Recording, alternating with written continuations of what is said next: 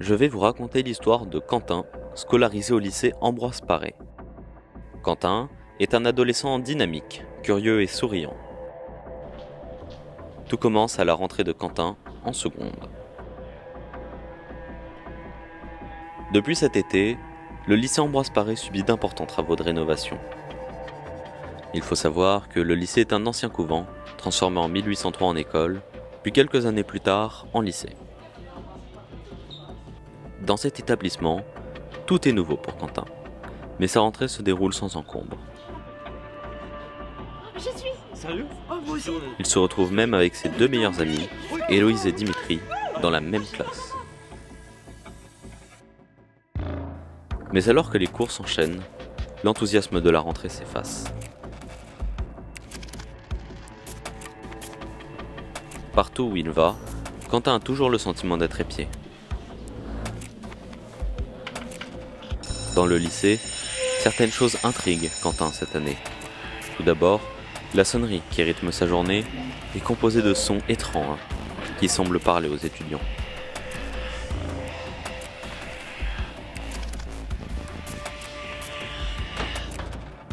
Il s'interroge et il en parle à ses deux meilleurs amis, qui ne semblent avoir rien remarqué. Les semaines passent et Quentin trouve que les autres élèves ont un comportement de plus en plus suspect.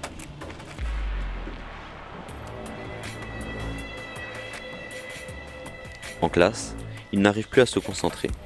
Il ressent le besoin de dessiner des formes de plus en plus étranges.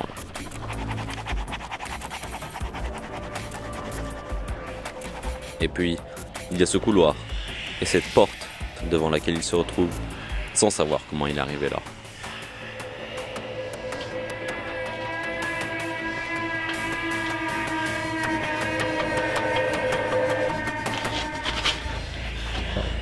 Chaque jour apporte de nouveaux éléments.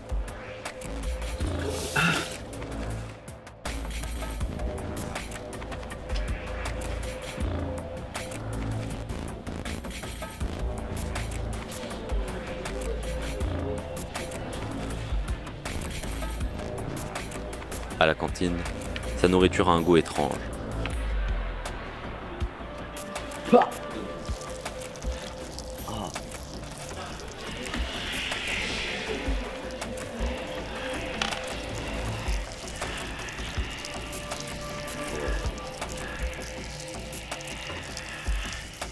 Quel sombre secret les travaux au sein du lycée Ambroise Paré ont-ils libéré?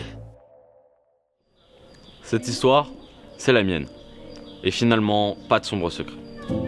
Enfin, si. J'ai fait ma première crise psychotique. Ça m'a fait voir le monde de manière différente. Mais grâce à la science, ma maladie, la schizophrénie, a pu être prise en charge. Et je prends maintenant un traitement qui me permet d'avoir une vie normale avec mes amis.